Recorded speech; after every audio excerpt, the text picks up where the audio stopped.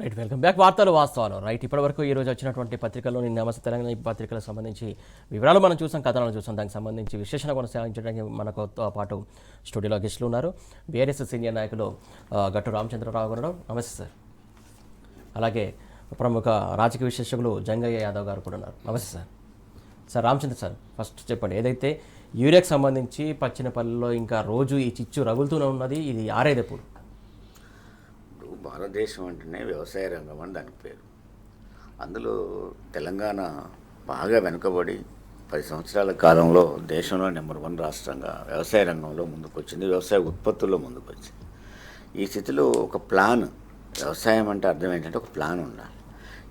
ఏ సీజన్లో ఏమొస్తుంది, దానికి బిఫోర్ మనకి ఏం కావాలి, రైతులు ఆశించేది ఏంటి, రైతులు ఏం ఆశిస్తారు, భూమి కావాలనుకుంటారు, భూమి ఉంటే పెట్టుబడి కావాలనుకుంటారు, పెట్టుబడి కావాలంటే నీళ్లు కావాలనుకుంటారు, నీళ్లు ఎరువులు కావాలనుకుంటారు. ఇవి కదా, ఇవి ఏ క్షణాన అవసరమైతే అనేది పాలకులకు తెలిసి ఉండాలి. అంటే సరైన సమయంలో కనుక సరైన నిర్ణయాలు తీసుకోకపోతే వచ్చే సమస్యలు ఇవన్నీ. ఇది ఒక బ్యూరోక్రసీ ఏం చేస్తారంటే వాళ్ళు కృత్రిమ కొరతను కూడా సృష్టిస్తారు. మీకు ఎగ్జాంపుల్ ఒక చోట 3-14 అవసరం ఎరువు ఉందనుకోండి, ఒకసారి 14-35-14 అవసరం ఉందనుకోండి, ఇక్కడ అవసరం ఉన్న వాటికి అక్కడ అవసరం ఉన్నప్పటికీ ఇక్కడికి పంపిస్తారు. అంటే ఎక్కడ చూసినా కొరతే ఉంటుంది, ఎక్కడ కూడా బ్లాక్ వస్తూ ఉంటుంది. దాన్ని కేసీఆర్ గారు ఉన్నప్పుడు ఇవన్నీ అరికట్టి దాన్ని ఎప్పటికప్పుడు వాళ్ళని కూర్చోబెట్టుకొని రివ్యూ చేస్తూ బిఫోర్, అంటే ఎరువుల అవసరానికంటే ముందే ఎరువుల్ని తీసుకొచ్చి డంప్ చేసి పెట్టిన చరిత్ర కేసీఆర్కి ఉంది. అంటే ఈరోజు మన తెలంగాణ ఏర్పడక ముందు ఎరువులు ప్రధానంగా యూరియా ఎంత అవసరం ఉంటుందో ఈ 10 సంవత్సరాల కాలంలో 5 అంతలు పెరిగింది. అంటే అంత యూరియా అవసరం పెరిగింది, ఎందుకంటే వ్యవసాయం పెరిగింది. అంటే రైతులు, వలసలు పోయిన రైతులు తిరిగి వచ్చారు. అంటే ఎకరం 2 ఎకరాలు ఉన్నవాడు పెద్దవారి కౌలుకి ఇచ్చి పట్టణాల్లో కూలిపోయేవాళ్ళు. ఇప్పుడేమైంది, పట్టణాల నుంచి తిరిగి వచ్చి నీళ్ళు వచ్చాయి, భూమి వచ్చింది, పెట్టుబడి వస్తుంది రైతు బంధు పేరుతో అని వెనక్కి తిరిగి వచ్చారు. అంటే రైతాంగం అంతా ఎకరం 2 ఎకరాలు కూడా వ్యవసాయం చేసుకునే ఈ స్థితిలో వాళ్ళకు కావలసిన యూరియా కానీ ఎరువులు కానీ వాళ్ళకి కానీ సరైన సమయంలో పెట్టుబడి కానీ లేనప్పుడు రైతాంగం పడే బాధ వదనాతీతంగా ఉంటుంది. ఎరువుల కోసం మీరు చూసారండి, క్యూలు కట్టేస్తే. నేను నా చిన్నతనాన కాంగ్రెస్ పార్టీ, అందుకనే రేవంత్ రెడ్డి ఇందిరమ్మ రాజ్యం అంటాడు అని, కనీసం రాజీవ్ గాంధీ రాజ్యం కూడా అంటలేడు ఆయన, ఇందిరమ్మ రాజ్యం అంటాడు. ఇందిరమ్మ రాజ్యంలో ఏంటంటే చెప్పులు వరుసపెట్టి క్యూలు కట్టిస్తే అనంతపురం జిల్లాలో క్యూలోనే ఇద్దరు చనిపోయిన పరిస్థితి మనం చూసాం ఎండలో. అంటే ఇప్పుడు కూడా అవే చెప్పులు, అవే పాస్బుక్లు, అవే టవళ్ళు, అవే సంచులు పెట్టెక్కడ.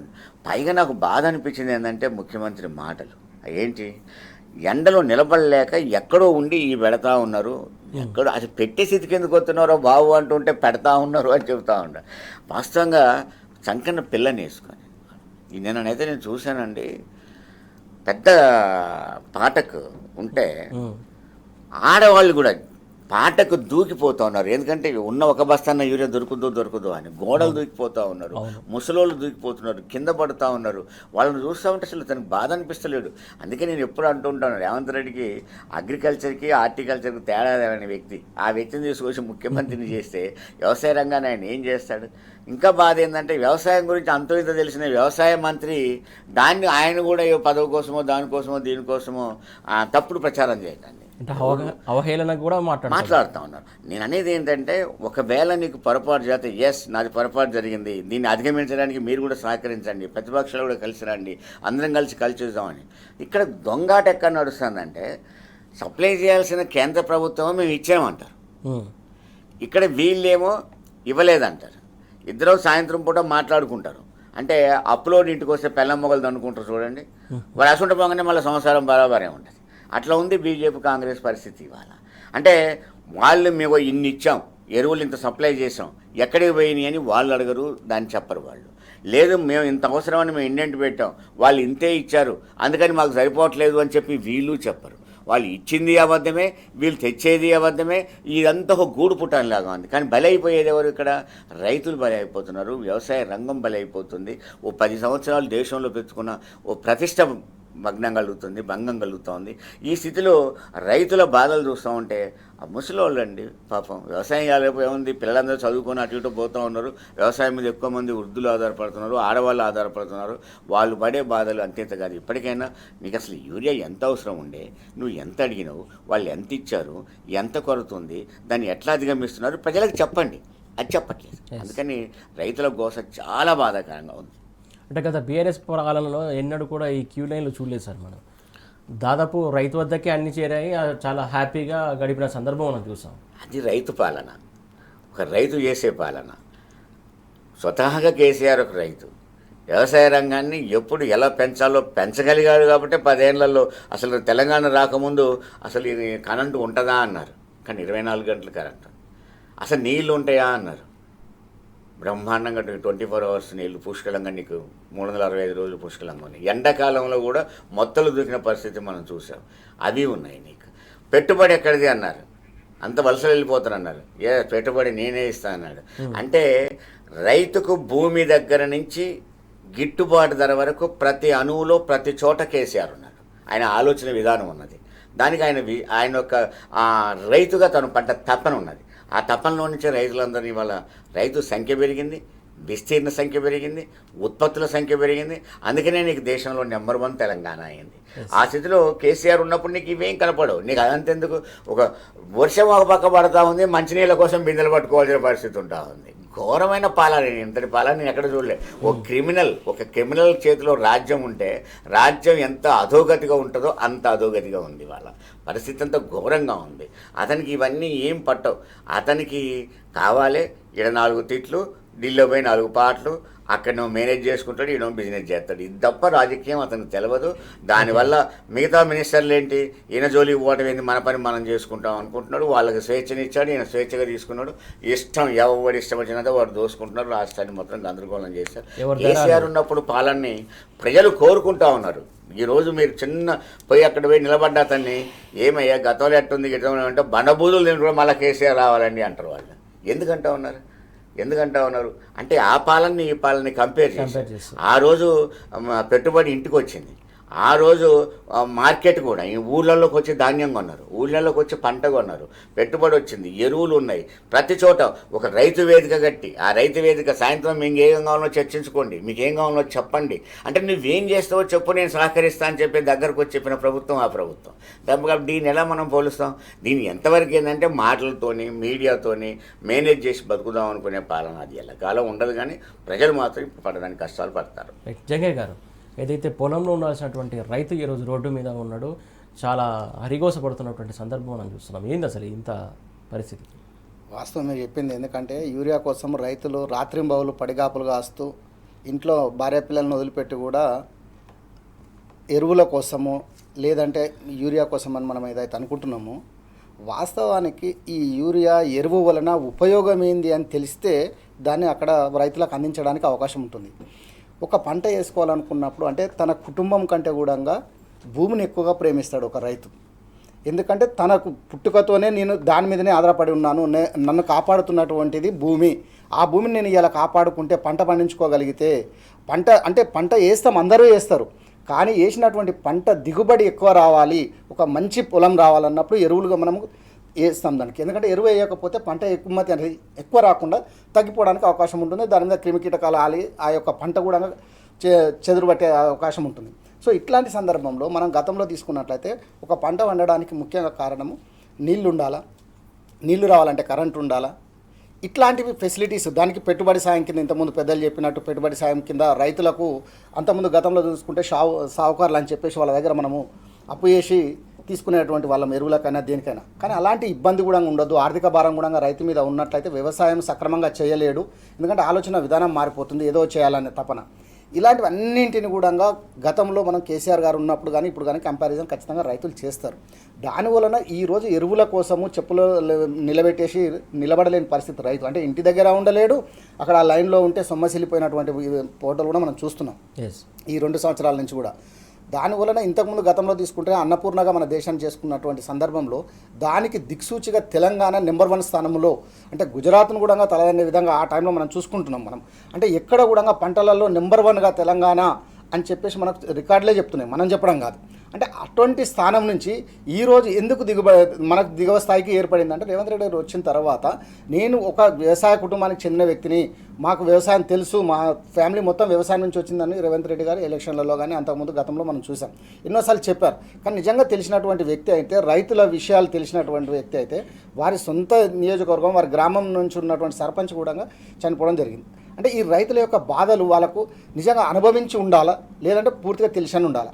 ఇవి ఏవీ తెలియకపోవడం వల్లనే ఈరోజు యూరియాకి ఇంత కొరత ఏర్పడడం, అంటే భవిష్యత్తు దూరదృష్టి లేకపోవడం, అంటే రైతులకు వచ్చేటువంటి సమస్యలను ముందుగానే గుర్తించి ఆ సమస్యలకు పరిష్కారం చూపించగలిగేటువంటి వారే నాయకుడు అవుతారు.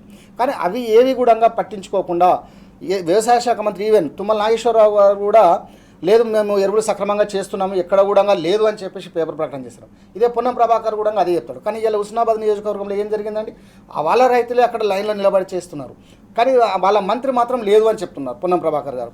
అంటే ఇట్లా మంత్రులు కూడా అబద్ధాలు చెప్పేసి రైతుల మీద రాజకీయం చేస్తున్నారు, ఇక్కడ విద్యార్థుల మీద రాజకీయం చేస్తున్నారు. ఉద్యోగాలు ఇస్తున్నామంటున్నారు, ఎక్కడ ఇస్తున్నారు, ఎవరికి ఇస్తున్నారు అయితే తెలియదు. అంటే వాళ్ళలో ఉద్యోగాలు వాళ్ళ యొక్క కుటుంబీకులకు, అంటే రాజకీయ నిరుద్యోగాలు పోగొట్టుకుంటున్నారు, కానీ నిజంగా కూడా ఉద్యోగస్తులకు ఇవ్వలేని పరిస్థితి. రైతులకు కూడా అదే పరిస్థితి. వాళ్ళు చెప్పుకున్న మాటలకు మాత్రమే పరిమితం అవుతుంది, కానీ చేతలు మాత్రం ఎక్కడ కూడా చేసినట్టు ఎక్కడ ముఖ్యమంత్రి కానీ మంత్రులు కానీ లేదు. ఇదే విధంగా మీరు తీసుకున్నట్లయితే ఈ యొక్క రైతు ఏదైతే రైతు రాజ్యము అని చెప్పేసి చెప్పుకున్నటువంటి రేవంత్ రెడ్డి గారు ఇది రైతు రాజ్యం అని చెప్పేసి మభ్యపెట్టడానికి ప్రయత్నం చేస్తున్నారు. కానీ ఇది రైతు రాజ్యం కాదు, రైతులు ఏడుస్తున్నటువంటి రాజ్యము, రాక్షస పాలనలాగా కనిపిస్తుంది. ప్రతి ఒక్క ఇంతకుముందు పెద్దలు చెప్పారు, రామచంద్రరావు గారు ఎక్కడికక్కడ ఎవరిని కదిలిచ్చినా కానీ కేసీఆరే మాకు రావాలి, కారే కావాలి అని చెప్పేసి ఎవరైతే చెప్పుకుంటున్నారో అది నిజంగా 100% వాస్తవము. ఎందుకంటే ఈ యొక్క యూరియా వేయకపోవడం వలన దాదాపు 20 నుండి 30% పంట పండేయడం, అంటే క్వింటాల్కి 23 నుంచి 25 క్వింటాల పంట దిగుమతి అవుతుంటే ఒక ఎకరాకు మనము 20 to 30% వేసుకున్నప్పుడు 7 క్వింటాల దిగుమతి తక్కువ అవుతుంది పంట పండడం. దానివలన 7 క్వింటాల వలన 17,000 రూపాయలు నష్టపోవడానికి అవకాశం ఉంటుంది ఒక రైతు. అంటే ఒక ఎకరాకి మనం ఈ లెక్కన తీసుకున్నట్లయితే 17,000 రూపాయలు ఒక రైతు దిగుమతి చేసుకోవడంలో కూడా ఆర్థిక భారం పడుతుంది. అదేవిధంగా పంట సక్రమంగా రాకపోవడము, దానివలన కొనేటువంటి వాళ్ళు మార్కెట్లో కూడా గిట్టుబాటు ధర కల్పించకపోవడం. ఎందుకంటే నాసిరకం పంట పండుతుంది, నాసిరకమైనటువంటి వడ్లు ఉన్నాయి, లేదా నాసిరకమైన పత్తి ఇది, దీనికి మేము ఇంత రేటు పెట్టలేము అని చెప్పేసి స్పష్టంగా దళారీలు పెరిగేటువంటి అవకాశం కూడా ఉంది. కంటిన్యూ చేద్దాం. ఏదైతే చెప్తున్నటువంటి పరిస్థితుల్లో ఖచ్చితంగా రైతు అయితే అనుభవంతో ఉండే వ్యక్తి అయితే ముందస్తుగా రివ్యూలు ఏర్పాటు చేసేవారు. గత ప్రభుత్వంలో రైతు కాబట్టి ముఖ్యమంత్రి అన్ని రివ్యూలు ఏర్పాటు చేసి జాగ్రత్తగా పడి అందరికీ రైతులకు మేలు చేసినటువంటి ప్రభుత్వం బీఆర్ఎస్ ప్రభుత్వం అని వాళ్ళు చెప్తున్నారు. కాంగ్రెస్ ప్రభుత్వంలో ఆయన రైతు కాదు, అంత మోసపూరితమైనటువంటి వాగ్దానాలు మాటలు చెప్పి పబ్బం గడపడానికి అధికారంలోకి వచ్చారని చెప్పేసి వీళ్ళు ఆరోపిస్తున్నటువంటి అంశం మనం చూస్తున్నాం. ఇంకా లోతైన విశ్లేషణ చేసే ముందు ఇప్పుడు ఒక షార్ట్ బ్రేక్ తీసుకుందాం. Right, welcome back. వార్తలు వాస్తవాలు. రామచంద్ర సార్ ఇందాకేదో చెప్పాలనుకుంటారు, చెప్పండి. ఇప్పుడు ఇంతకుముందు నేను అనేది ఏంటంటే యూరియా అనేది ఒక సీజన్లో అవసరమవుతుంది. అంటే ఏ పంట అయినా సరే ఫస్ట్ మొక్క పెరగాలి, అది తర్వాత బలపడాలి, ఆ బలంతో అది కాపు రావాలి. పెరిగే సమయంలోనే యూరియాకున్న లక్షణం ఏంటంటే చెట్టును పెంచడం, దాని తర్వాత మిగతా ఎరువులకు ఉన్న లక్షణం ఏంటంటే కాంప్లెక్స్ వీటికి ఉన్నదని దాన్ని బలపరచడం.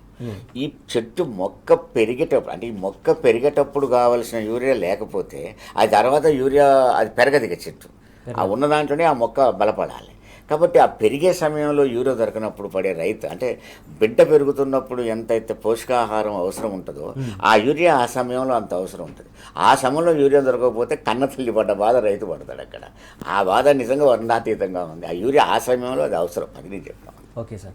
ఇంకోటి సార్, ప్రధానంగా ఏదైతే మహారాష్ట్ర పోలీసులు పెద్ద ఎత్తున చల్లపల్లిలో రాకెట్ నిర్వహించి డ్రగ్స్ పట్టుకున్నారు.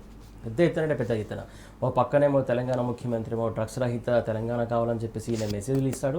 కాకపోతే అంత సీక్రెట్గా జరిగినటువంటి ఆపరేషన్ చాలా సక్సెస్ఫుల్గా పట్టుకున్నటువంటి సందర్భం మనం చూస్తున్నాం. ఎట్లా చూస్తారు అది? ఇప్పుడు మన ఇంట్లోనే దొంగ ఉండి ఇంటి దొంగలు ఇంట్లోనే ఉన్నప్పుడు పక్కింటి కూడా పట్టుకున్నట్టుగా ఉంది. ఇది నిజంగా ఏంటంటే డ్రగ్స్ అనేది ఈ సమాజాన్ని పట్టి పీడిస్తున్న మొదటి రుగ్మత. అంటే ఎదుగుతున్న సమాజానికి, ఎదుగుతున్న జనరేషన్కి చాలా డేంజర్గా తయారైంది డ్రగ్స్. దానివల్ల ఏమవుతుంది మీరు అబ్జర్వ్ చేసారో లేదో, ఈ గవర్నమెంట్ వచ్చినాక తెలంగాణలో క్రైమ్ రేటు విపరీతంగా పెరిగింది. దాని రూపాలు కూడా పెరిగినాయి. భర్తే భార్యను చంపి ఉడకబెట్టినోడు ఉంటే, భార్య భర్తను చంపి మూటగట్టిన భార్యను చూస్తాం. తండ్రి కొడుకుని చంపితే కొడుకు తండ్రిని చంపితే ఎవరిని చంపుతాడో అనే నమ్మకం. అంటే ఇంతకుముందు రక్త సంబంధాలు కూడా ఇవాళ ఈ టైపు సంబంధాలుగా మారిపోయినాయి. అంటే ఇంత క్రైమ్ పెరుగుతుంది ఎందుకయ్యా అంటే దానికి ఇది కూడా ఒక కారణం. మత్తు పదార్థాలు, డ్రగ్స్, ఇవి ఇవాళ మనకు చూసినట్టయితే ఇవాళ లిక్కర్ దాన్ని వినియోగంలో కూడా ఎంత పెరిగిందో చూసాం. దాదాపు 40,000 కోట్ల రూపాయలు ఇవాళ మన లిక్కర్ ఆదాయం మీదనే ఆధారపడాల్సి వస్తూ ఉంది. రెండు, ఈ డ్రగ్స్ విషయానికి వచ్చినప్పుడు అంటే రేవంత్ రెడ్డి కొత్తగా వచ్చినప్పుడు ఏంటంటే ఇంటి వెనక బంగారం, ఇంటి ముందు బంగారంలో కట్టెతు బాగు పట్టుకొని అది చేస్తా ఇది చేస్తా అది చేస్తా అని చెప్పినప్పుడు ఏదో చేస్తారనిపించింది. కానీ ఆయన ఏం చేయడం అర్థమైపోయింది. డ్రగ్స్ విషయంలో ఇవాళ 36,000 లీటర్ల ముడి పదార్థం దొరికింది అంటే అది పక్క రాష్ట్ర పోలీసులు వచ్చి పట్టుకున్నారంటే మరి మనం ఏం చేస్తున్నాం, మన పోలీసు ఏం చేస్తుంది, మన నిఘా విభాగం ఏం చేస్తుంది, మన యంత్రాంగం ఏం చేస్తుంది, అసలు మంత్రులుగా మనం ఏం చేస్తున్నాం అంటే ఇక్కడ వచ్చింది ఏంటి? చివరికి హోంమంత్రి లేడు, విద్యాశాఖ మంత్రి లేడు. ఏది ఉపయోగమో ఆ ఉపయోగానికి ఉన్న మంత్రులు ఉండరు. అన్నీ ఈయనే ముఖ్యమంత్రి. పోనీ ఈయనేమన్నా చూస్తాడంటే ఇప్పటికి 52 సార్లు పోయినాడు ఢిల్లీకి. అంటే మొత్తం ఒక 450 రోజులు పరిపాలిస్తే 52 రోజులు ఆయన ఢిల్లీకి పోవటమే సరిపోయింది. మరి ఈయన ఎప్పుడు రివ్యూ చేస్తాడు? ఈయన ఏం చేస్తాడు అంటే ఒకటి పరిపాలన లేదు, పాలనకు గుడ్డోడో ఓ మంత్రి లేడు, హోంశాఖ మంత్రి లేడు. రెండు, దీంతో ఏమైంది? ఒకప్పుడు పోలీస్ యంత్రాంగం, తెలంగాణ పోలీస్ అంటే దేశంలోనే నెంబర్ 1 పోలీసుగా అవార్డులు అందుకున్న తెలంగాణ పోలీస్. ఒక్క క్రైమ్ జరిగిందంటే 24 గంటల్లో దాన్ని ఛేదించి పడేసేవాళ్ళు పోలీసు. ఈరోజు పరిస్థితి ఏంటి? ఈరోజు పక్క రాష్ట్ర పోడు వచ్చి దాన్ని నెల రోజుల కాంచి నిఘా పెట్టుకొని నెల రోజుల్లో దాన్ని పట్టుకున్నారంటే మనం సిగ్గుతో తలంచుకోవాల్సింది కదా ఈ యంత్రాంగం అంతా, ఈ పోలీస్ యంత్రాంగం అంతా. అది ఎక్కడ? హైదరాబాద్ నడిబొడ్డున.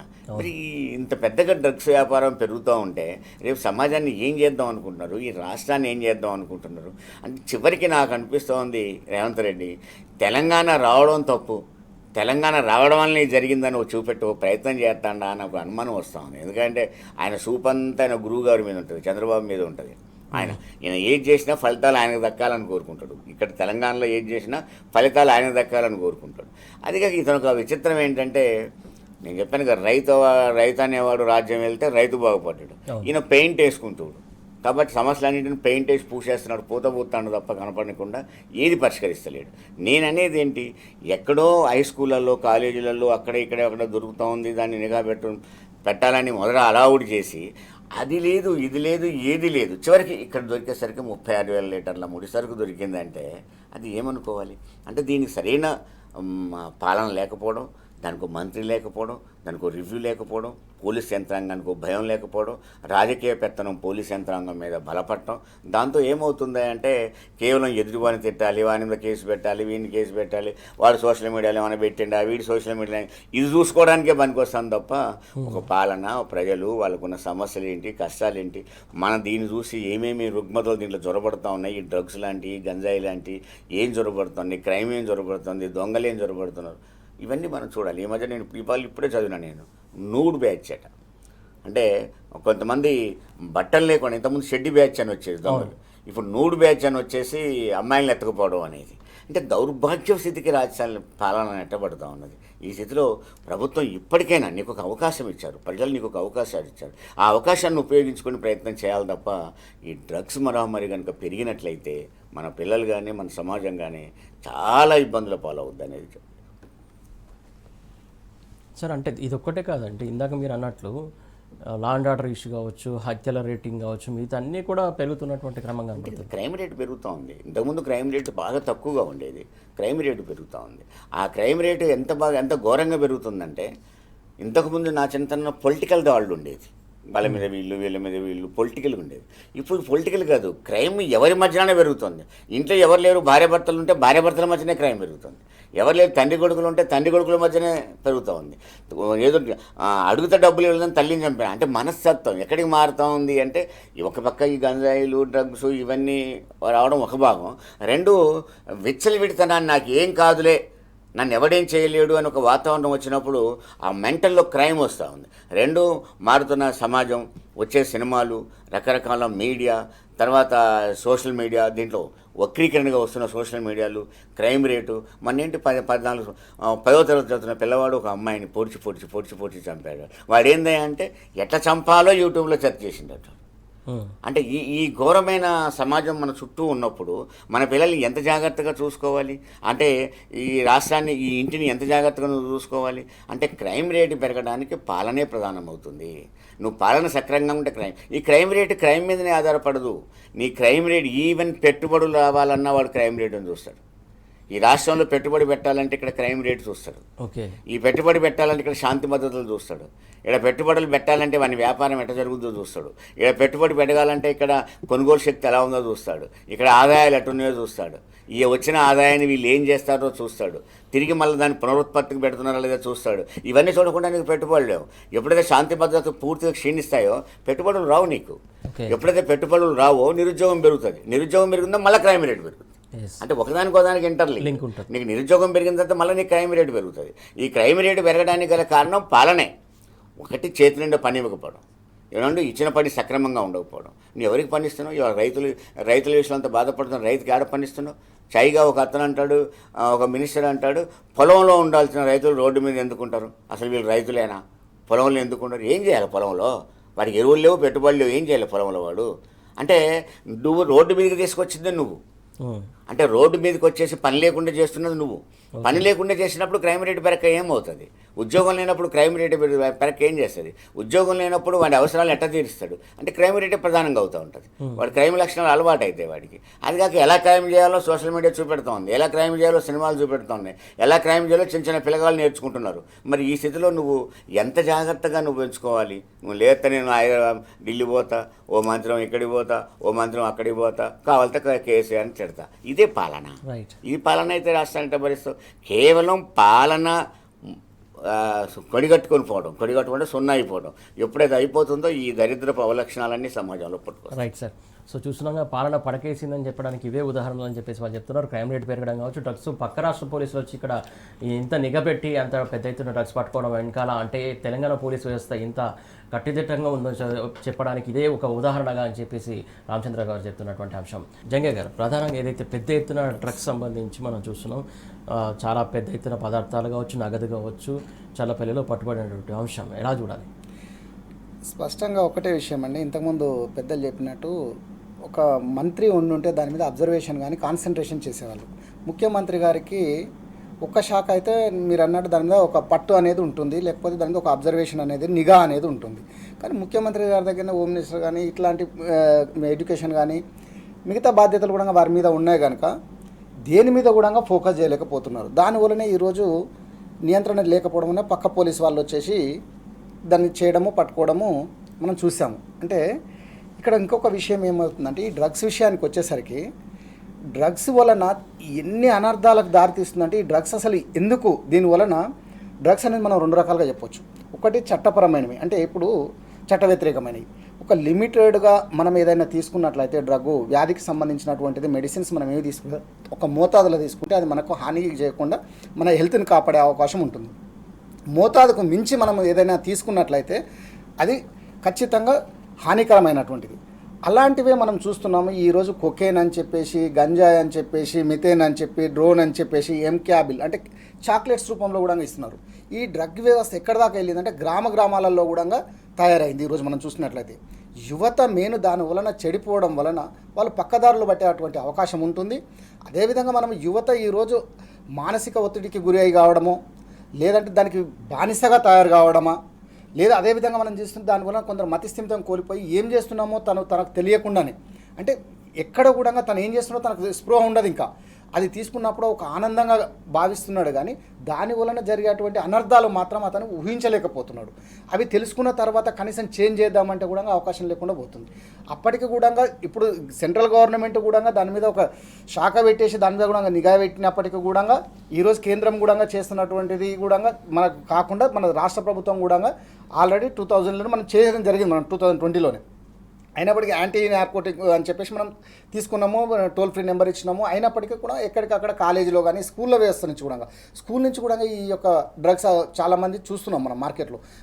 నిన్నమన్నటువంటిది మనము ఎన్ని కాలేజ్, ఈ మహేంద్ర టెక్ కాలేజ్లో కూడా యువత దొరకడం జరిగింది, అంటే ఏదైతే డ్రగ్స్కి ఉన్నటువంటి ఇట్లా ఎప్పటికప్పుడు చెకింగ్ చేసినప్పటికి కూడా ఎక్కడికక్కడ మోటివేట్ చేస్తున్నప్పటికీ దానివల్ల జరిగేటువంటి అనర్థాలు కూడా మోటివేట్ చేస్తున్నప్పటికి కూడా తగ్గకుండా తయారు చేసేటువంటి కంపెనీస్ కానీ తయారు చేసేటువంటి వ్యక్తులు ఈరోజు మనకు కూతవేటు దూరంలో హైదరాబాద్లో చేస్తున్నారంటే వారు ఎంత ధైర్యంగా చేస్తున్నారు, వారు ఎవరు సపోర్ట్ చేస్తున్నారు, వారికి ఎందుకు పెట్టలేకపోతున్నారు, నిఘా పెట్టినప్పుడు కూడా ఎందుకు పట్టుకోలేకపోతున్నారు, అంటే ముడి పదార్థాలు ఏ విధంగా వస్తున్నాయి, తయారైనటువంటి పదార్థాలు ఎట్లా వెళ్తున్నాయి, అంటే ఎవరి సపోర్ట్ ఉంది ఇందులో, ఎందుకు మనం నిఘా ఎందుకు ఫెయిల్ అవుతుంది.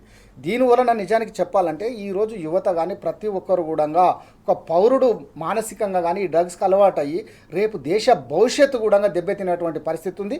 అదేవిధంగా ఆర్థికంగా కూడా రాష్ట్రం కానీ దేశం కానీ అధోగతి పాలవుతుంది.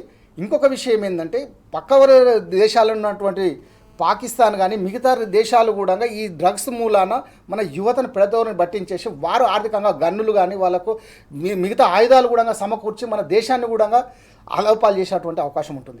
ఈ డ్రగ్స్ వలన ఇంకొక విషయం ఏంటంటే కుటుంబాలు కూడా కుటుంబ మర్యాదలు కానీ కుటుంబంలో ఉన్నటువంటి ప్రేమ ఆప్యాయతలు కానీ ఎక్కడికక్కడ కూడా క్షీణించిపోతున్నాయి. ఎందుకంటే మనం ఒక పిల్లోడిని మనం తీసుకున్నట్టంటే ఒక కాలేజీకి వెళ్ళేవాడు కానీ స్కూల్కి వెళ్ళేవాడు కానీ తల్లిదండ్రులు వాళ్ళ పని మీద వాళ్ళకి వెళ్ళినప్పుడు కాలేజీని అయినటువంటి అలవాటు వలన వాడు తల్లిదండ్రుల మాట వినట్లేదు. ఒక రూమ్లో ఇచ్చేసినప్పుడు రూమ్లోకి వెళ్ళిపోయి తను చేస్తున్నది ఎందుకు కూడా తెలియట్లేదు.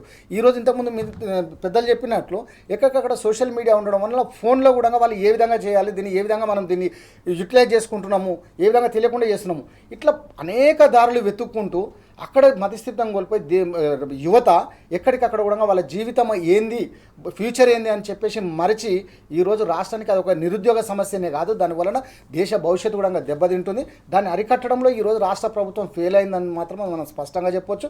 ఇక్కడ కూడా ఇప్పటికైనా కానీ కనీసము ఈ తయారీదారులను ఆపడమే కాకుండా నిజంగా యువతలో కూడా మీరు ఒక ఆలోచించే విధంగా ఆలోచన రేకెత్తించే విధంగా మీరు పటిష్టమైనటువంటి నిర్ణయాలు తీసుకున్నట్లయితే రాష్ట్ర ప్రభుత్వము ఖచ్చితంగా చేంజెస్ వస్తుంటాయి.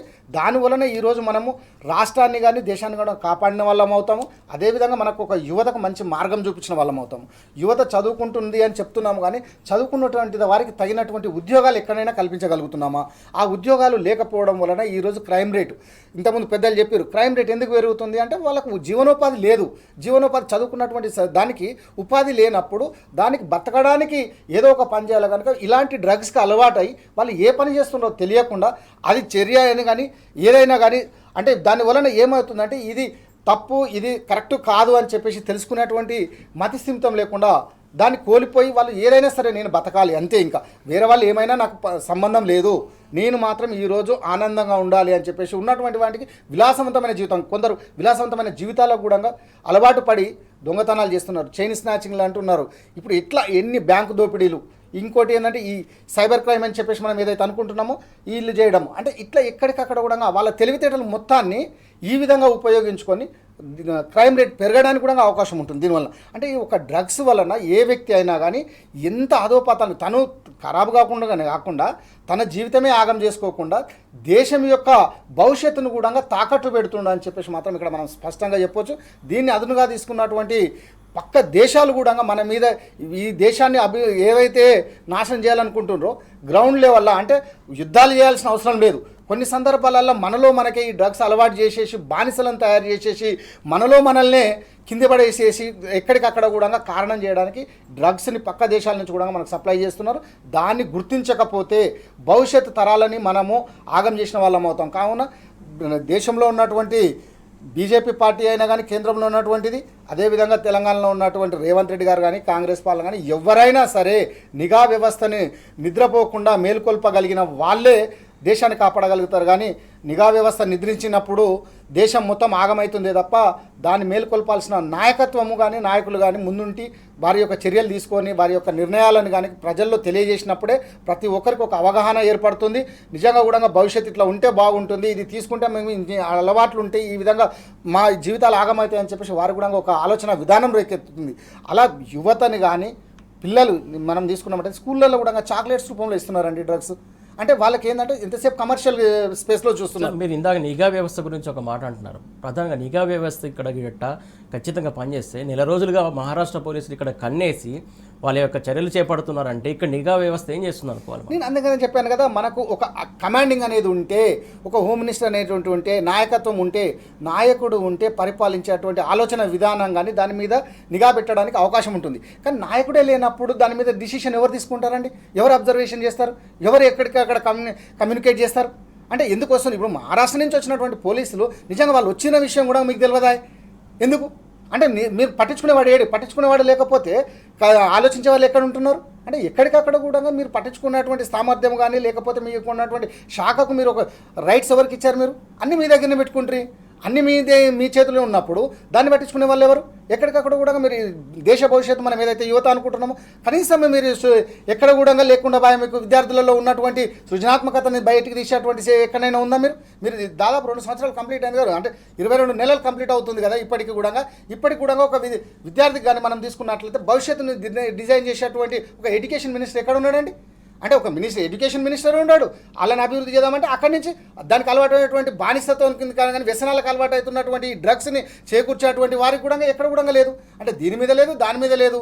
మీకు ఉన్నటువంటిది ఒకటి ఏంటంటే మా కుర్చీని మేము కాపాడుకోవాలి, మా అధికారం మేము కాపాడుకోవాలి, మేము ప్రజలు ఏమైనా పర్వాలేదు. ఎందుకంటే రైతులు ఇక్కడ మీరు చూడండి, రైతుల గురించి ఆలోచన లేదు, విద్యార్థుల గురించి ఆలోచన లేదు, నిరుద్యోగ సమస్యల గురించి ఆలోచన లేదు, ఎక్కడ కూడా వికలాంగులు అని చెప్పేసి వాళ్ళకున్నటువంటి పెన్షన్లు లేవు, ఇచ్చినటువంటి హామీలు లేవు, ఇచ్చినటువంటి మేనిఫెస్టోలో ఇచ్చినటువంటి మీరు అంశాలు ఏది కూడా పక్కదో పట్టించడం తప్ప మాటలే తప్ప ఎక్కడ లేదు. అంటే మీరు ఎవరికి న్యాయం చేస్తున్నారు? మీలో ఉన్న పార్టీలో ఉన్నటువంటి నాయకులకు కానీ పార్టీలో ఉన్నటువంటి కార్యకర్తలకు తప్ప. కార్యకర్తలు కూడా మొత్తుకుంటున్నారు, అయ్యా మాకు న్యాయం జరగట్లేదు, మా పార్టీ అనుకున్నాం కానీ మా పార్టీ కాదు ఇది, పక్క వాళ్ళ పార్టీ అయిపోయింది, పక్క నుంచి వచ్చినటువంటి వారికే మీరు పదవులు ఇస్తున్నారు కానీ మాకు మాత్రం పదవులు ఇవ్వట్లేదని. అంటే ఏ ఒక్కరు కూడా సంతోషంగా ఉన్నట్టు, అంటే మీ పార్టీలో ఉన్నటువంటి నాయకులు కూడా కార్యకర్తలు కూడా సంతోషంగా ఉన్నట్టు మాత్రం ఎక్కడ కూడా కనపడట్లేదు. మీకు మీరు న్యాయం చేసుకుంటున్నారు కానీ వేరే వాళ్ళకి ఎవరికి న్యాయం చేస్తలేరు. రాష్ట్రాన్ని గురించి కూడా ఆలోచన అయితే ఎక్కడ కూడా కనిపించట్లేదు. ఎందుకంటే భూతద్దంలో వెతికినా కానీ ఎక్కడ కూడా రాష్ట్ర ప్రజలకు మేలు చేసినా అని చెప్పేటువంటి పరిస్థితి కనపడతలేదు. మీకు మాత్రం భూతద్దంలో కనపడుతుంది. చిన్న అంశం ఒక చిన్న చేసేసి మేము చేసినామని చూపిస్తున్నారు తప్ప నిజంగా మీరు చేసినటువంటిది మీకు మాత్రమే మంచి అనిపిస్తుంది. మిగతా వాళ్ళకి ఎవరికి కూడా కనిపించట్లేదు. ప్రతి ఒక్కరు మన గ్రామాన ఏ ఊరికి వెళ్ళి కానీ ఎలా ఉంది ఏమైనా మీకు మంచి జరిగిందంటే గతంలో ఉన్నటువంటి పరిపాలనను కంపారిజన్ చేసుకుంటే మాత్రం లేదు, మేము ఇంతకుముందు ఉన్నటువంటి పరిపాలనలోనే సౌలభ్యంగా ఉన్నాము, అన్నీ మాకు అందినాయి అని చెప్పేసి ఈరోజు ఇంతకుముందు హైదరాబాద్లో ఉన్నటువంటి ప్రాంతంలో ఉన్నటువంటి వలస వాళ్ళు కూడా గ్రామాలలోకి వెళ్ళి వారి వ్యాపారాలు కానీ వాళ్ళ భూముల రేట్లు పెరిగినాయి. ఈరోజు భూముల రేట్లు ఏందండి?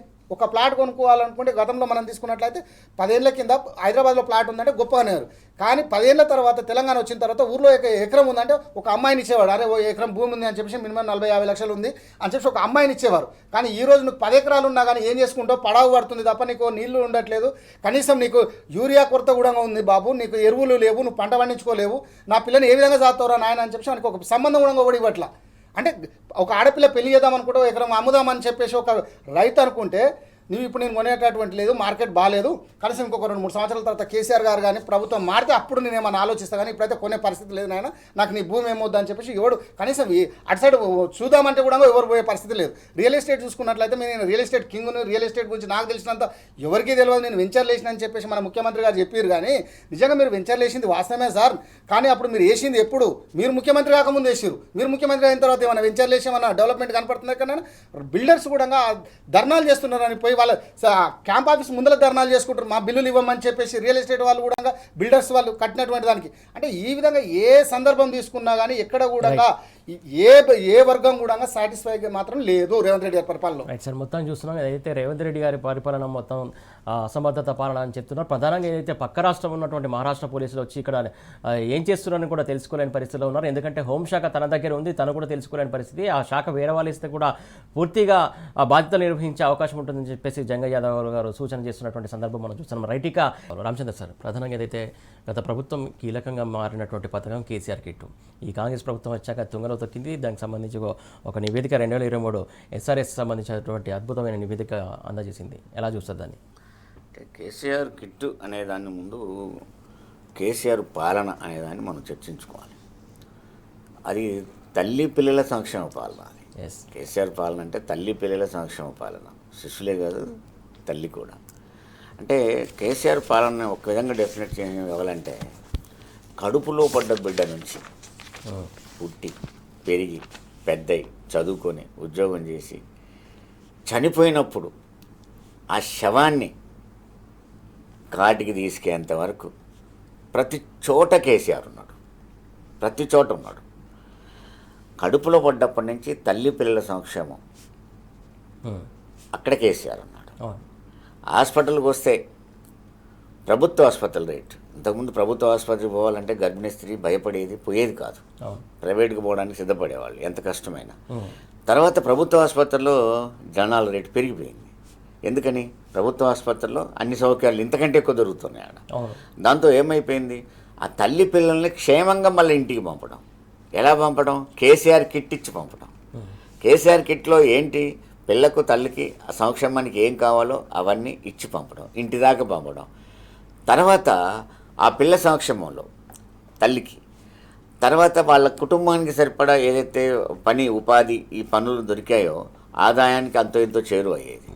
చదువుకు వచ్చేసరికి విపరీతమైన గురుకులాలు కట్టారు. మీకు 1000 గురుకులాలు కట్టి పిల్ల చదువు, ఆ చదివిన తర్వాత ఉద్యోగాలు, విపరీతమైన పెట్టుబడులు వచ్చినాయి. కేటీఆర్ అదే పనిగా మీరు చూశారు. అసలు పెట్టుబడులు అంటేనే కేటీఆర్ అంటేనే పెట్టుబడులు అని. ఇప్పుడు వాళ్ళు కేటీఆర్ అధికారం లేకపోయినా విదేశాలు పిలుస్తున్నారు ఆయన్ని. అంటే ఆ విధంగా పెట్టుబడులు వచ్చినాయి. పెట్టుబడులతో అంతో ఇంతో ఉపాధి దొరికింది మనకి. వ్యవసాయము చేతి నిండా దొరికింది. వ్యవసాయ పెట్టుబడి వచ్చింది, డబ్బులు వచ్చాయి, అంతో ఇంతో ఆదాయం పెరిగింది. అంటే సన్నకారు రైతులు కానించి, అంటే చిన్న రైతుల నుంచి సన్నకారు కానించి, అట్లాగే మధ్య తరగతిలో కూడా హయ్యర్ మధ్య తరగతి పెరిగింది కొంచెం అంటే కొనుగోలు శక్తి పెరిగింది వాళ్ళకి. ఆ కొనుగోలు శక్తి పెరిగినా కొద్దీ పెట్టుబడులు వస్తుంటాయి, పెట్టుబడులు వచ్చినా కొద్దీ మళ్ళీ కొనుగోలు శక్తి పెరుగుతూ ఉంటుంది. ఆ కొనుగోలు శక్తి పెరిగింది. దాని లాస్ట్కి ఈరోజు మనం పోయి చూస్తే పెరిగిన వాళ్లకు ఒక మంచి వాతావరణం, హరితహారం ప్రతి గ్రామంలో, అంటే గ్రామ పంచాయతీ నిధులలో 10% హరితహారానికి మళ్ళీ ఎప్పటికప్పుడు పర్యవేక్షణ. కొద్దిగా ఏమాత్రం తేడా వచ్చినా ఆ నిధులు వాళ్ళలో కట్ అవుతాయి, వాళ్ళ మీద చర్యలు అవుతాయి. ఏది? యంత్రాంగం మీద, గ్రామస్థాయి యంత్రాంగం మీద కూడా. దాంతో ఏమయ్యేది, దాన్ని చిన్న పిల్లని పెంచినట్టు పెంచారు వాళ్ళ హరితహారాన్ని. అంటే ఊళ్ళకు పోయి చూస్తే ఊరు గందరగోళం పడి ఆ రోజుల నుంచి మనం ఎంట్రెన్స్లోనే ఒక క్రీడాక్షేత్రం, ఒకటి రైతు వేదిక, గ్రామ పంచాయతీ కార్యాలయం, అట్లాగే ఒక శ్మశాన వేదిక, ఇవన్నీ కూడా అంటే ఒక మనిషికి పుట్టుక నుంచి లాస్ట్ వరకు ఏం కావాలో అన్నీ నీకు గ్రామం ఎంట్రన్స్లో పోతుంటేనే కనపడేటి అనమాట ఆ గ్రామంలో. దాంతో ఏమయ్యేది, శిశు మరణాల రేటు తగ్గిపోయింది. అంటే ఒక 1000 మందికి దాదాపు 40 మంది దాకా చనిపోతుండేవాళ్ళు అంతకుముందు. ఏది? మన రాష్ట్రం ఏర్పడకముందు 2014 ముందు. ఎప్పుడైతే 14 తర్వాత వచ్చిందో ఆ మరణాల రేటు తగ్గిపోయింది. ఒకటి, ప్రైవేట్ ఆసుపత్రుల నుంచి ప్రభుత్వ ఆసుపత్రుల్లో జనాల రేటు పెరిగింది, అట్లాగే మరణాల రేటు తగ్గిపోయింది. మరణాల రేటుకి వచ్చేసరికి ఏమైంది, సగం తగ్గిపోయింది. అంటే ప్రభుత్వ ఆసుపత్రికి పోతే ఒక భరోసా ఉంది, నన్ను ప్రభుత్వం కాపాడుద్ది, నాకేం కావాలో అది ప్రభుత్వం ఇస్తుంది, నా పాపకి ఏం కావాలో అది ప్రభుత్వం ఇస్తుంది, ప్రభుత్వ ఆసుపత్రుల్లో పద్ధతినే చేస్తారు వాళ్ళు అనేదాన్ని. నేను పోను బిడ్డో ప్రభుత్వ ఆసుపత్రి నుంచి నేను పోతా బిడ్డో ప్రభుత్వ ఆసుపత్రి దాకా ఆ 10 ఏళ్ల కాలాన్ని పట్టుకొచ్చిన స్థితి మనం చూసాం దాన్ని. అందుకని ఒక శిశువు మన ఆ సర్వే ఇచ్చిందంటే ఆ సర్వేలో మరి ఇప్పుడే అధికారంలో లేరు వీళ్ళు, అయినా కానీ ఎందుకని ఉన్నది ఉన్నట్టు కనుక మనం చూసినట్లయితే నిర్దిష్టంగా గ్రామాల్లో పోతే కనబడుద్ది కదండి, దాగేది కాదు కదా. ఇప్పుడు నువ్వు పోయి చూడగానే అక్కడ అలుగు, అప్పుడు అంతకుముందు అలుగు మొత్తం ఆ పడుపు నీళ్ళు పోతూ ఉండేటి, ఇప్పుడు నీళ్ళే దొరకని పరిస్థితి వచ్చిందనుకో, వర్షాలు పడ్డాయి కాబట్టి ఇప్పుడు కనపడతాయి, వర్షాలు అయిపోతే మళ్ళీ తెలుస్తుంది సంగతి ఏంటో, అది కనపడుతుంది నీకు. ఏ ఒక అంటే ప్రభుత్వానికి ప్రజలందరికీ సంబంధించిన ఒక వేదిక కనపడ్డదంటే అది కేసీఆర్ కట్టింది. ప్రభుత్వానికి సంబంధించింది ఒక గ్రామ పంచాయతీ కార్యాలయం ఉందంటే అది కేసీఆర్ నిర్మించింది. అంటే అక్కడ నిర్మించిన ఏదైనా ప్రభుత్వం చేసిందంటే అది కేసీఆర్ చేసింది. వీళ్ళు పోయిన దానికో 3 రంగులు వేసో, 5 రంగులు వేసో, 5 రంగులు వేసి చేస్తే మనం చెప్పలేము. కాకపోతే ఈవెన్ 4 బెడ్రూములు, డబుల్ బెడ్రూమ్లో లేదా ఒక కట్టించారంటే అది కేసీఆర్ కట్టించింది. దాని వీళ్ళు పోయి కలర్లు వేయచ్చు, గ్రామ పంచాయతీలో కలర్లు వేస్తున్నారు, కట్టినీళ్ళకి కలర్లు వేస్తున్నారు, గురుకులాలకు కలర్లు వేస్తున్నారు. ఆ కలర్ వేసేసి వీళ్ళు ఒక రిబ్బన్ కట్ చేస్తున్నారు. అంటే అర్థం ఏంటి అంటే మేము చేసిన వాతావరణం. కానీ ప్రజలకు తెలుసు కదా ఎప్పుడు చేశారు, ఏం చేశారు, ఎక్కడ చేశారు, ఎవరు చేశారని తెలుస్తుంది కదా. అంటే ఇంత అద్భుతమైన పథకాన్ని అని చెప్పేసి చాలా నివేదికలు చెప్తున్న సందర్భం, ఇలాంటి పథకాన్ని ఎందుకు కాంగ్రెస్ ప్రభుత్వం కొనసాగించలేకపోతుంది అనుకోవాలి? ఏ పథకాన్ని కొనసాగిస్తున్నారని, కేసీఆర్ పెట్టిన పథకాలలో ఏ పథకాన్ని కొనసాగిస్తున్నారని వాళ్ళు కొనసాగించినట్టు నటిస్తా అన్నారు. అంటే కొనసాగించడం వేరు, కొనసాగిస్తున్నట్టు చేయడం వేరు. ప్రతి దాంట్లో నీకు ఫీజు రియంబర్స్మెంట్ ఏంటి, ఆరోగ్యశ్రీ ఏంటి, ఇవాళ ఇది పరిస్థితి. ఆరోగ్యశ్రీని మొదటి నుంచి ఒక రాజశేఖర రెడ్డి గారు ప్రవేశపెట్టిన కాంగ్రెస్ గవర్నమెంట్ వ్యతిరేకించి వచ్చింది. కాంగ్రెస్ రాజశేఖర రెడ్డి గారు ప్రవేశపెట్టిన ఏదైతే ఆరోగ్యశ్రీలో రోగాలు ఉన్నాయో, కిరణ్ కుమార్ రెడ్డి రాగానే 137 రోగాలని ఆరోగ్యశ్రీ నుంచి తొలగించేశాడు. ఓకే, 137. అందుకని కాంగ్రెస్ గవర్నమెంట్ ఎప్పుడు కూడా వీటికి వ్యతిరేకమే, సంక్షేమానికి వ్యతిరేకమే, సంక్షేమానికి వ్యతిరేకం. వాళ్ళకి కావాల్సింది ప్రైవేట్ కావాలి, ప్రైవేట్. మరి ఎందుకంటే మరి రేవంత్ రెడ్డి అయితే చంద్రబాబు శిష్యుడు కదా. చంద్రబాబుకు ప్రైవేటీకరణ అనేది ముద్దు బిడ్డ. ఆర్టీసీ ప్రైవేటీకరణ మా అందరి జీపులు బయలుని ఆర్టీసీ ప్రైవేటీకరణ చేస్తారంటే అఖిల పక్షాలు వేసుకొని గొడవలు చేస్తామంటే ఎమ్మకొట్లు కొట్టారు ఆ రోజులలో. అందుకని ఈ ప్రైవేటీకరణకు ముద్దు బిడ్డ, ఆయనకు ముద్దు బిడ్డ ఈయన. కాబట్టి పాలన అలాగే ఉంటుంది.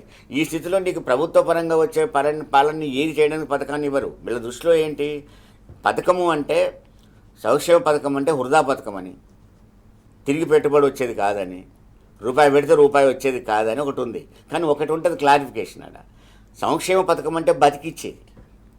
ఓకే, మిగతా పథకాలు బాగు చేసేటి నువ్వు చెప్తావు, కానీ బతికిచ్చేటి సంక్షేమ పథకం. నువ్వు బతుకుంటే కదా బాగు చేసేది. ఆ సంక్షేమ పథకాన్ని వల్ల కేసీఆర్ కిట్ ద్వారా తల్లి పిల్లలు క్షేమంగా ఇల్లు చేరితే నువ్వు దాన్ని తీసేయడం వల్ల మరణాల రేటు మరో 1%, 2%, 5% పెరిగితే ఆ రిమైనింగ్ 5 చావడానికి కారణం నువ్వే కదా. ఆ మరణాలకు నువ్వే కారణం కదా, ఆ తల్లి మరణానికి నువ్వే కారణం కదా, పిల్ల మరణానికి నువ్వే కారణం కదా. అంటే ఆ పథకం తీసేయడం వల్ల నువ్వు ఎవరికి తీసేస్తా ఉన్నావు? ఏదైతే ప్రభుత్వం మీద ఆధారపడి బ్రతికే కుటుంబాలు ఉన్నాయో ఆ కుటుంబాలను ఆగం చేస్తూ ఉన్నావు. కేసీఆర్ ఆ కుటుంబాలను అక్కులు చేర్చుకున్నాడు. వాళ్ళకి ఏం కావాలో చూశాడు. ఆరోగ్యపరంగా, విద్యపరంగా, ఉపాధి పరంగా అన్నీ చూశాడు. కూలి చేస్తే కూలి పరంగా, రైతు పని అయితే రైతు పరంగా, ఉద్యోగం అయితే ఉద్యోగ పరంగా. ఆ విధంగా ఆయన కాపాడుకుంటూ వచ్చిండు. తండ్రిలాగా రాష్ట్రాన్ని కాపాడుకున్నాడు. మీరేం చేస్తున్నారు ఇవాళ?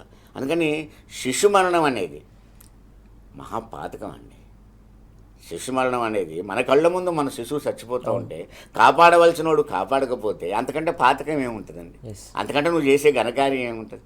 నేను కేరళ పోయి పుస్తకాన్ని ఆవిష్కరించడానికి నేను పక్కన ఉన్నాను, రాహుల్ గాంధీ పక్కన నేను కూర్చున్నా, ఈ పక్క ప్రియాంక గాంధీ కూడా కూర్చుంది అని నువ్వు భుజాలు ఎగురేసుకుంటూ వచ్చేదే ఉంది. నేను 2 బిడ్డల్ని కాపాడిన, తల్లిని కాపాడిన, పోయి ఈ పథకాన్ని పెట్టిన, పథకానికి కేసీఆర్ అసెంబ్లీలో చెప్పాడు, ఆరోగ్యశ్రీ రాజశేఖర రెడ్డి పెట్టారు, మాకు బేసిస్ అల్లేవు అని క్లియర్గా చెప్పాడు. నువ్వెందుకు చెప్పావు? చెప్పిన పథకాన్ని కేసీఆర్ పేరు చెప్తే కేసీఆర్ ఆనవాళ్ళు లేకుండా దూరు చేస్తా అన్నావు. ఏం దూరు చేస్తావు అసలు? కేసీఆర్ కిట్ని తిరిగిస్తే ఆనవాళ్ళు లేకుండా పోతుందా? నువ్వు అడ్రస్ లేకుండా పోతావు. ప్రజలలో కనుక తేడా వస్తే నువ్వు అడ్రస్ లేకుండా పోతావు, ఆయన ఆనవాళ్ళు లేకుండా పోవడం కాదు. అంటే కేసీఆర్ ఆనవాళ్ళు తొలగించాలని, ఆయన పథకాలు తొలగించాలని, వాటికి ఒకటి వీలుంటే డిలీట్ చేయాలి, లేకుంటే డిలే చేయాలి. ఇది ఒక పథకాన్ని ఈ రేవంత్ రెడ్డి ప్రభుత్వం చేసేది ఏంటంటే, వీలుంటే అసలు డిలీట్ చేసేయాలి, దాన్ని ఆ పథకాన్ని తీసేయాలి, లేకపోతే దాన్ని డిలే చేయాలి. క్రమేపీ తగ్గించుకుంటూ రావాలి. అందులో భాగంగానే నీకు ఆరోగ్యశ్రీ అట్నే చేశారు, గురుకులాలను అట్నే చేస్తారు. గురుకులాల్లో ఏంటండి, పిల్లలు చచ్చిపోతున్నారండి. అందులో బిడ్డలు చదివించుకోవాలని చెప్పి తీసుకొచ్చి అక్కడ పెట్టేసి ప్రాణమంతా వాళ్ళ మీద పెట్టుకొని అక్కడ పని చేసుకుంటే ఆ హాస్టల్లో ఆ పిల్ల చచ్చిపోతే ఆ తల్లిదండ్రుల పరిస్థితి ఏంటి? ఒక్కసారి కళ్ళు మూసుకొని నీ బిడ్డో, నీ మనవడో, నీ ఎవరో చనిపోయినట్టు ఒక్కసారి ఊహించుకొని ఏంటి పరిస్థితి? అది ఏం జరుగుతుంది అసలు ఈ రాష్ట్రంలో? ఏమైపోతా ఉంది ఇలాంటి పాలన? అంటే ఒక శిశువు చనిపోతే గుండె తరుక్కుపోవాలి, అది పాలన అంటే. ఒక రైలు యాక్సిడెంట్ అయితే రాజీనామా చేసిన మంత్రి పుట్టిన ఈ దేశం ఇది. ఇలాంటి పాలన కొనసాగిస్తూ, దౌర్భాగ్య పాలన కొనసాగిస్తూ, దుర్మార్గుల్లాగా పరిపాలిస్తూ నేను బ్రహ్మాండంగా ఉన్నాను, నేను వాడిని తిడతా, వీని తిట్టడానికే ఉందండి. తిట్టమంటే నన్ను 6 నిమిషాల్లో 60 తిట్లు తిడతా. అదో తిట్లా, అదో పనికొచ్చేటియా? ఎందుకు పనికొస్తాయి? నేను 60 మంది శిష్యుల్ని బతికిచ్చినాను. నేను కేసీఆర్ కిట్ కంటే ఇంకా బలమైన కిట్ ఎత్తా, నేను రేవంత్ రెడ్డి కిట్ పెట్టుకున్నా, దీనికి నేను ఇంకో 4 వస్తువులు పెంచినా నేను ఇస్తానని చెప్పు. నువ్వు ప్రయత్నం చేయాలి, నీ మార్కు తెచ్చుకో. కానీ అలా వదిలిపెట్టేసి అన్ని ఆనవాళ్ళు లేకుండా చేస్తా, ఇది చేస్తా, చేతిలో బొమ్మను తీస్తా, బతుకమ్మని తీసేస్తా, నేను బతుకమ్మ బొమ్మను తీసేసి రాజీవ్ గాంధీ బొమ్మను పెడతా. ఇది ఎందుకు గోల? ఏంటింటూ గోల? కాంట్రవర్సీ సృష్టించాలి, అందులో కాంట్రవర్సీలో తను ఉండాలి, చర్చల్లో ప్రభుత్వం ఉండాలి, ఏదో ఉన్నదిలే అనుకోవాలి. ఇలాంటి ప్రభుత్వం ఎందుకు దరిద్రం? రైట్ సార్, మొత్తం డిస్కషన్ కంటిన్యూ చేద్దాం. ఇప్పుడు ఒక షార్ట్ బ్రేక్ తీసుకుందాం. జంగయ్య ఏదైతే శిశు మరణాల రేటు గత ప్రభుత్వంలో తగ్గింది, ఈ ప్రభుత్వంలో పెరుగుతున్నటువంటి సందర్భం, ప్రధానంగా కొన్ని నివేదికల ఆధారంగా వచ్చినటువంటి కేసీఆర్ కిట్కి సంబంధించిన మీ అభిప్రాయం ఏంటి? కేసీఆర్ కిట్ అనేది మనకు తీసుకున్నట్లయితే 2017 జూన్లో స్టార్ట్ చేసినప్పటికీ ఒక 6 సంవత్సరాలు నిరంతరాయంగా ఎక్కడ ఇబ్బంది లేకుండా, అంటే ఎక్కడికక్కడ కూడా దేశ భవిష్యత్తు యువత అని చెప్పేసి ఏదైతే మనం చెప్పుకుంటున్నామో ఆ యువతకు ప్రాణమే ముందు, శిశువు అనేవారిని మనం కాపాడుకోలేకపోతే రేపు యువత ఎక్కడుంది, యువత దేశకు భవిష్యత్తు ఎక్కడుంది అని చెప్పేసి ఒక ఆలోచన విధానం నుంచి ఖచ్చితంగా శిశు మరణాలు అనేది తగ్గాలి. అంటే శిశువు అంటే ఎప్పుడైతే జనాభా పెరుగుతుందో వారిలో సమర్థవంతమైనటువంటి ఆరోగ్య సమస్యలు లేకుండా జన్మించినటువంటి పిల్లలు రేపు భవిష్యత్ తరాలకు ఉపయోగపడతారు, వారి బాగుంటుంది దేశం అని చెప్పి ఒక మంచి ఆలోచన నిర్ణయంతో కేసీఆర్ గారు తెలంగాణ వచ్చిన తర్వాత ఖచ్చితంగా దీన్ని డెవలప్ చేయాలనే ఒక ఉద్దేశంతో, అంతకుముందు మనం 2014 కంటే ముందు తీసుకున్నట్లయితే 39గా శిశు మరణాల రేటు ఉంటే తెలంగాణ వచ్చిన తర్వాత ఇదే రిపోర్ట్ ప్రకారం 18కి తగ్గించింది. కానీ మన ప్రధానమంత్రి నరేంద్ర మోడీ గారు ఉన్నటువంటి గుజరాత్లో మాత్రము 20గా ఉంది నమోదైంది మరణాల రేటు. అంటే ఒక ప్రధానమంత్రి ఉన్నటువంటి స్వరాష్ట్రం అయినప్పటికీ గుజరాత్లో ఉన్నటువంటిది కూడా 20 ఉంటే తెలంగాణలో మాత్రం 18గా చూపించింది. అంటే ఎంత అబ్జర్వేషన్, ఎంత ప్రణాళిక ప్రకారము కేసీఆర్ గారి ఒక ఆలోచన విధానం, ఒక విజన్ ఏదైతే ఆలోచన ఉందో, ముందు చూపు దృష్టి అంటాం కదా మనం, ముందు చూపు అంత పకడ్బందీగా ఏదైనా ఒక మొక్కని మనము నాటినప్పుడు ఖచ్చితంగా దాని పెరుగుదలకు కావలసినటువంటి డెవలప్మెంట్ అంటే అది ఎక్కడ కూడా బెండ్ కాకుండా దాన్ని ఆరోగ్యంగా కరెక్ట్ కాపాడినట్లయితే అది ఒక మంచి మహావృక్షం అవుతుంది. అదేవిధంగా పిల్లలు ఈరోజు నిజంగా కూడా ఒక ఆరోగ్యంగా పుట్టగలిగితే, ఆరోగ్యంగా వాళ్ళు జన్మించడానికి మనం సపోర్ట్ చేసినట్లయితే ఒక గర్భిణీ స్త్రీకి ఎక్కడ కూడా ఒక సామాన్య మధ్యతరగతి కుటుంబం కానీ, ఒక అట్టడుగున ఉన్నటువంటి ఒక మహిళ ఒక శిశువుకు జననం కల్పించాలనుకున్నప్పుడు, ఒక శిశువు పుట్టడానికి కారణమైన సందర్భంలో వారిని కాపాడాల్సినటువంటి బాధ్యత, పోషకాహారాలు ఖచ్చితంగా ఇవ్వగలిగితేనే న్యూట్రిషన్ కిట్, మనం కేటీఆర్ కిట్ ఏదైతే డెలివరీ తర్వాత మనం అనుకుంటున్నామో దానికంటే ముందు కూడా ఎప్పుడైతే గర్భంలో బాబు కానీ పాప కానీ శిశువు కానీ కన్వీనియన్స్ అయినప్పుడు ఖచ్చితంగా డే 1 నుంచి కూడా ఎక్కడికక్కడ కూడా మనం కేసీఆర్ గారి ఆలోచన విధానం చూడండి మీరు, వారు ఆరోగ్యంగా పెరగాలి, లోపల గర్భంలో ఉన్నటువంటి శిశువుకు న్యూట్రిషన్ కరెక్ట్ అందినట్లయితే వారి యొక్క అవయవాలు కానీ ప్రతిదీ కూడా డెవలప్ అవుతుంది. డెవలప్ అయినప్పుడు ఖచ్చితంగా మనం గవర్నమెంట్ దవాఖానలకే తీసుకెళ్ళగలిగితే, అంటే ప్రభుత్వ ఆసుపత్రులు, ప్రైవేట్ ఆసుపత్రులు కొన్ని మనం చూస్తాం, ఇంతకుముందు చూసాం, ఎక్కడ పోయినా కానీ ఎంత నార్మల్ డెలివరీ అయ్యే సందర్భంలో కూడా సిజరీన్లు చేస్తారు. ఎందుకంటే వాళ్ళకి డబ్బుల కోసం, వాళ్ళు కమర్షియల్గా ఆలోచిస్తారు. అది ఏదైనా ఉండని కోసేసి ఫస్ట్ అయితే ముందు డబ్బులు కట్టి 50,000 1,30,000 కట్టేసేయండి అని చెప్పేసి మినిమం తీసుకున్నటువంటి సందర్భాలు మనం చూసాం. కానీ అలా కాకుండా ఏదైతే న్యాచురల్గా డెలివరీ అయితే, అంటే ప్రసవం అనేది నార్మల్గా జరిగినట్లయితే తల్లి పిల్లలు ఇద్దరు క్షేమంగా ఉంటారు. ఎందుకంటే తల్లి కూడా రేపు నిజంగా కూడా మనం గ్రామాలలో చూసినట్లయితే సిజరీన్ అయినటువంటి ఆపరేషన్ అయినటువంటి పెద్ద ఆపరేషన్ అని చెప్పేసి ఇట్లాంటివి మనం చూస్తాం. ఈ పెద్ద ఆపరేషన్లు కానీ ఇవి అయినప్పుడు వాళ్ళు ఒక వ్యవసాయం చేసే కుటుంబం కానీ లేకపోతే ఇంకేదైనా పని చేసుకున్నటువంటి ఒక మహిళ 1కి 2 సార్లు 2-3 సార్లు ఏదైతే శిశువు జననం చేసినప్పుడు ఖచ్చితంగా వారి బాడీ వీక్ అవుతుంటుంది. ఆ వీక్ అయినప్పుడు వేరే పనులు చేసుకోలేరు, వాళ్ళు తర్వాత ఇబ్బంది పడాల్సి వస్తుంది. సో ఇలాంటివి జరగవద్దు, నార్మల్ డెలివరీస్కే ఇంపార్టెన్స్ ఇవ్వాలి అని చెప్పేసి కేసీఆర్ గారు ఆ రోజు నిర్ణయం తీసుకొని కేటీఆర్ కిట్ అని చెప్పేసి ఎక్కడికక్కడ, కేసీఆర్ కిట్ అని చెప్పేసి ఎక్కడికక్కడ పెట్టి ప్రభుత్వ ఆసుపత్రుల మీద ఉన్నటువంటి అపోహను, గతంలో మనం ఇందిరమ్మ పాలనలో తీసుకున్నాము, నేను రాను బిడ్డో సర్కారు దావకానకు అని చెప్పేసి ఏదైతే పాటలు కూడా పాడుకున్నాం మనం.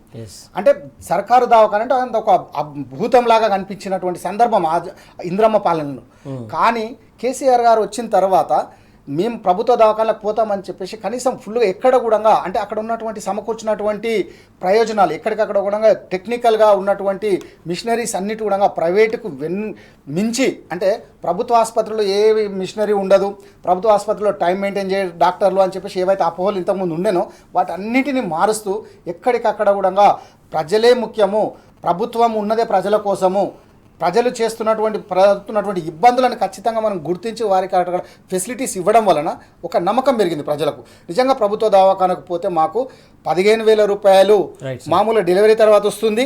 అదేవిధంగా కేసీఆర్ గారు అయిన తర్వాత ఇంటికి అంబులెన్స్ ఇచ్చేసి ఇంటి దగ్గర డ్రాప్ చేపించడం, అంటే డెలివరీ అయిన తర్వాత కూడా ఇట్లా ప్రతి పుట్టినప్పటి నుంచి ఇంటికి చేరేటువంటి తాక కూడా తర్వాత ఎక్కడికక్కడ కూడా ఆయమ్మలను పెట్టేసి అక్కడికి కూడా మనం తీసుకున్నట్లయితే అంగన్వాడీల ద్వారా ఎప్పటికప్పుడు అబ్జర్వేషన్, ప్రతి నెల చెకప్, ఇంటింటికి వెళ్ళేసి అంటే ఒక కొత్త సిస్టమ్ తీసుకొచ్చారు.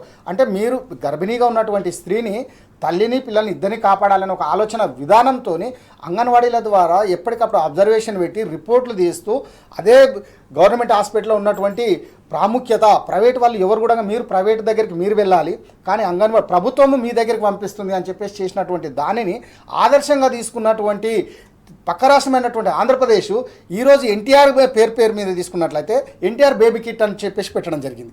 అంటే ఒక రాష్ట్రం తెలంగాణలో తీసుకున్నటువంటి నిర్ణయం ఏది తీసుకున్నా భారతదేశంలోనే కేంద్రంలోనే ఎన్నో నిర్ణయాలు మనం తీసుకుంటున్నాం. ఇంతకుముందు మనం తీసుకున్నాము ఏదైతే రైతు బంధు అని చెప్పేసి మనం తీసుకున్నామో దాన్ని ఆదర్శంగా తీసుకొని ఈరోజు మోడీ గారు ఇంప్లిమెంట్ చేయడం జరిగింది. అదేవిధంగా దీంట్లో కూడా ఎన్టీఆర్ బేబీ కిట్ అని చెప్పేసి పెట్టుకోవడం జరిగింది. వాళ్ళు అంటే పేరు మార్చుకున్నారు. మిగతా రాష్ట్రాలకు తెలంగాణ ఒక దిక్సూచిలాగా కనపడుతుంది, కానీ రేవంత్ రెడ్డి గారికి మాత్రము ఇది కాదు, ఎక్కడికక్కడ నేనేదో చేస్తున్నాను అని చెప్పుకోవడానికి వాళ్ళు కళ్ళుండి చూడలేని కబోదుల్లాగా తెలంగాణ రాష్ట్రంలో ఉన్నటువంటి నాయకులు బీజేపీ కానీ అదేవిధంగా కాంగ్రెస్ కానీ ఎవరైనా కానీ ఆ విధంగా కనపడుతున్నారు. కానీ మిగతా రాష్ట్రాలకు దేశానికి ఒక ఆదర్శంగా కేసీఆర్ గారి నిర్ణయం, కేసీఆర్ కిట్ కానీ ప్రతి నిర్ణయం ఏది కూడా ప్రతిది కూడా ఆదర్శప్రాయంగా నిలబడింది. ఈ రోజు అవన్నిటిని కూడా అవలీలగా తీసేయడం ఈయనకు అలవాటు అయిపోయింది. Thank you sir, Jangaiah sir, thank you so much. అలాగే Ramachandra Rao sir, thank you so much sir డిస్కషన్లో పాల్పంచుకున్నందుకు. సో చూస్తున్నాం కదా, ఇదైతే ప్రజలకు ఉపయోగ పథకాలు ఖచ్చితంగా ఏ ప్రభుత్వం మారినా కూడా ఖచ్చితంగా దాన్ని కొనసాగించాలని చెప్పేసి వాళ్ళు చెప్తున్నటువంటి అభిప్రాయం ఇవ్వండి. ఇదే వాటి వార్తలు వాస్తవాలు. Keep watching tea news.